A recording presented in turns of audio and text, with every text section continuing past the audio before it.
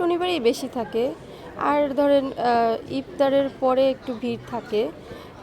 এই টাইমে মানুষ এমনি ঘোরাঘুরি করে, কিন্তু তেমন একটা বেচাকেনা নেই।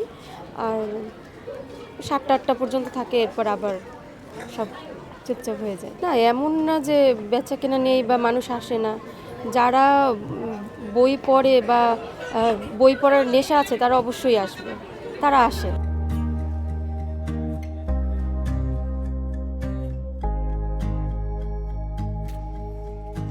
এরকম কোনো মেলা দেখি নাই যে এত সংখ্যায় কম ছিল। মেলাটা আগের তুলনায় অনেকটাই ড্যাম বলা চলে। তাদের জন্য আসলে মেলাটা হচ্ছে অনেকটা আপনার লসের মতোই, কারণ অনেক টাকা দিয়ে স্টোরটা বরাদ্দ নেওয়া হয়েছে।